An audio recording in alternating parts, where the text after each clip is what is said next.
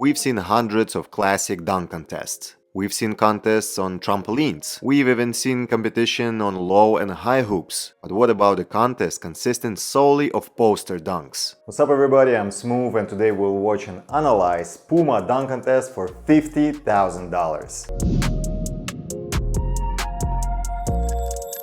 The basketball tournament, also known as TBT, hosts an annual dunk contest during its tournament. In the beginning, the contest was held in a classic format, but there was one interesting round in the final: poster dunks. The organizers liked it so much that they decided to dedicate the entire competition to dunks over defenders. 8 dunkers flew to Chicago to compete for the grand prize of $40,000. The runner-up would also get a nice prize, $10,000. Jason Barrera, a young dunker who had signed with the Harlem Wizards at that time. Nowadays, he's been successfully playing for the Harlem Globetrotters for several years and runs a pretty successful social media accounts. Leon Sewell, aka Space Jam, a player and now one of the veterans on the Harlem Wizards team, who has broke many backboards in his career. He participated in both seasons of the Dunk King TV show. Will Coleman, the tallest participant in the contest, he's 6'9". He played college ball in Memphis and participated in the 2011 NCAA dunk contest. Throughout his professional career, he played in various European leagues.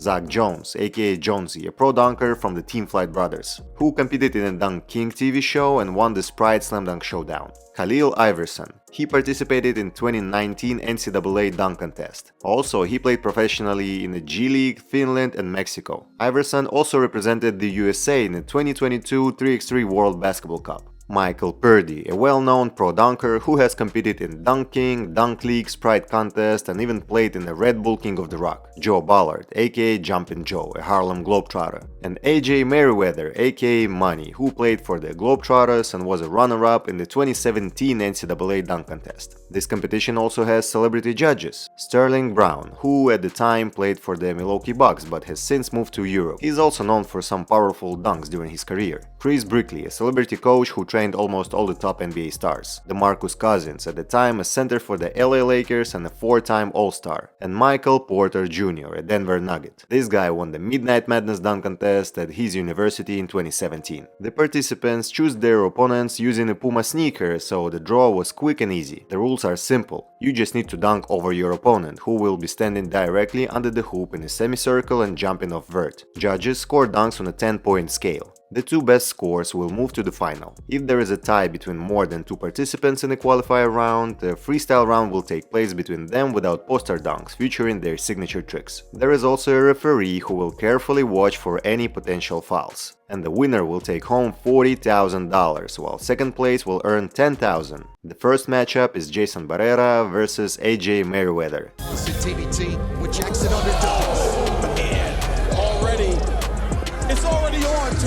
A cuff windmill got completely blocked. The commentator says that when a player tries to do a windmill over a defender, it gives the defense a bit of extra time to adjust. But here we should also highlight the perfect defense by Merriweather. A great vertical jump and his hand right on the ball. Now it's AJ's turn to posterize his opponent. The replay took a little bit too long in the broadcast and we only see Money's frustration as he was hoping for a referee's whistle. The replay clearly shows that Wavy hit AJ's hand, causing the ball to fly out. Maybe they should have had another referee on the other side to make it more objective. Because it's frustrating to lose like that, unfairly, just because the ref missed it. The second matchup, Leon Sewell versus Joe Ballard. Space Jam starts first. Space Jam and Jumpin' Joe. And couldn't get it down. But I like what Sewell did.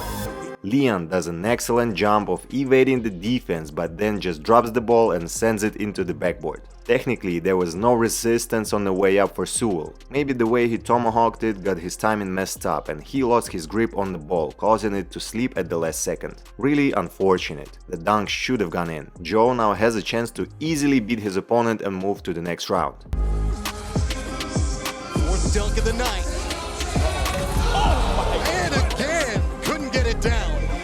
A 360 two-handed dunk, just like DeMar DeRozan did for Team USA. and with the same result, by the way, though DeRozan got fouled on his attempt while Space Jam cleanly blocked the shot. It's surprising that with all the factors in play, lower hang time and the need to quickly react to an unusual dunk, Leon still managed to make contact with the ball without hitting anything else. Unlike LeBron, who nearly ripped off Jason Richardson's wrist on a fast break. I think that was a risky move by Jumpin' Joe, and it didn't pay off. Yes, he's already dunked reverse on people. A 360 attempt gives you less control over the situation than a regular head over the rim dunk, either one or two-handed, something Joe is known for. You know what? Space Jam is basically my roommate, so let's ask him for his thoughts on this round.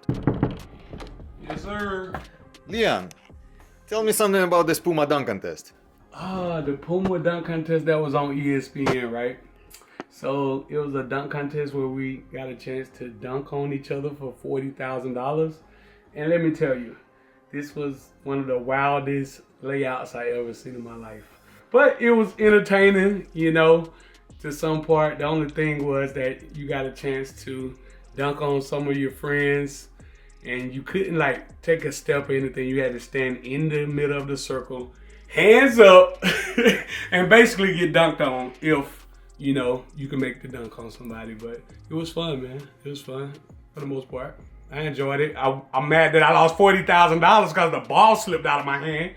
But I also got to block a 360 dunk by Jumpin' Joe, and that he really tried me. Halfway through the first round, and so far we haven't seen any successful dunks. Next, Will Coleman versus Michael Purdie, with Michael starting under the hoop. Been all defense. Let's see if we can get one made. Oh!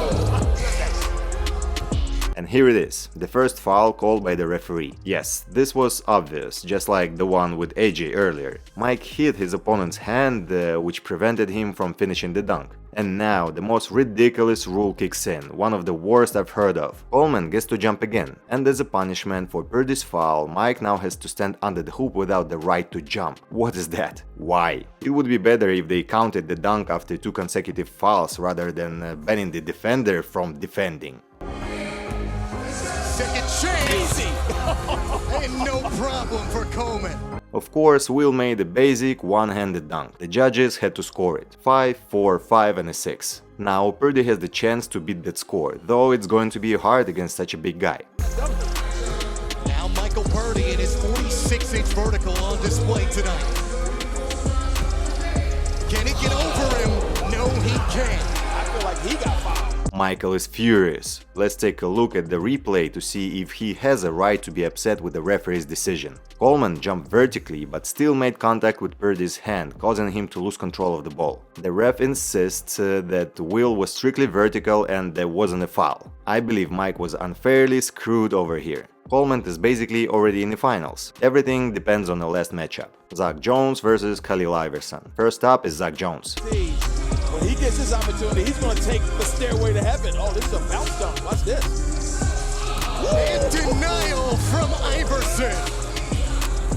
Iverson stumbles on his back but still perfectly blocks Jones. I agree with the commentator who said that on a lob, a defender can time his jump just as well as the dunker can. The lob actually helps Zach jump higher than he would have with a normal approach. But it didn't help here because Iverson put his hand right in the spot where the ball bounced. If Zach had tried to do the windmill of the lob, adjusting the ball midair, it would have made more sense. And now Khalil's response. Score.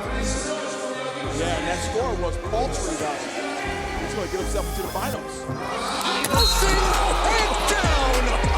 Posterized into the finals. This moment was exactly why this whole contest existed. This poster dunk reminded me of all those crazy internet moments when a defender does a somersault in the air trying to block a dunk. The commentators say that on the court there is now a mark with Zach's name. I don't know about the court, but that moment is definitely engraved in Zach's memory. Stopping the 6'5", 220 Khalil turned out to be a real challenge. You could even say it was a setup. Although the draw was blind, this kind of thing is still a bit risky. 3 8s and 1 9. Since this is the second dunk of the evening and only 2 move to the final, the scores don't even matter. All the pro dunkers are out. Their skills didn't help in this format. Only 2 big guys remain and they will battle for the grand prize. Coleman doesn't outright say that the contest is tailored to bigger players, but he does point out that here The most important thing is to make your dunk, no matter what it looks like. Will hasn't yet figured out his strategy for the final, but he says that all basketball players are used to making quick decisions on the fly, and that's exactly what he plans to do against Iverson. Khalil has no idea what he's going to do, but says we'll all find out in a minute. The rules are even simpler here. Each of them jumps once. If both dunk successfully, the winner is the one with the highest score. If the scores are tied, or if both miss, they both get another shot. Will Coleman jumps first. Here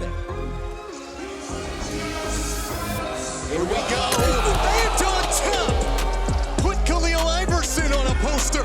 You know what? A spectacular poster. Will used all his advantages, like his high jump, big frame and long arms. It would have been very hard to block that. Even Dikembe Mutombo would struggle. A finals-worthy dunk. Khalil knows it won't be easy now, as he's not facing the 6'1 Jones anymore. The judges give 3 9s and 1 8, leaving a small gap for Iverson. Khalil walks up to the commentators and says he's prepared something special for the final. Best in the Big Ten when he was at Wisconsin. Here we go. They couldn't get it down. No foul? A great attempt at the windmill, but the ball goes into the backboard. Khalil looks at the referee trying to figure out if the ref missed a foul. Again, a great vertical jump, but his left hand brushes Iverson's elbow, preventing him from completing the dunk. Was that a foul? Let me know in the comments. I think Khalil would have had a chance to dunk on the huge Coleman if he had tried something like Vince Carter did over Alonzo Mourning, going for a strong shoulder contact to push the defender away in midair, then finishing with a lean back dunk. But that's just a theory. It would be 1,000 times harder to do than say. The referee stays silent, and that means the winner is decided. Will Coleman is incredibly happy as he pockets $40,000, all for essentially one poster dunk and a couple of blocks. Easy money for him. This guy could have given him a run for his money. Even without a great vertical, Cousins would have used his size to dunk on Will with some serious force. Coleman took part in this contest again in 2023, but that time he wasn't the best out there. Let me know what you think about this dunk contest. Hit the like button, subscribe if you haven't yet, and yeah, more videos coming very soon. NBA dunk contest, NBA All-Star weekend is already next weekend, so I cannot wait to watch it and make videos for you about it, so stay tuned.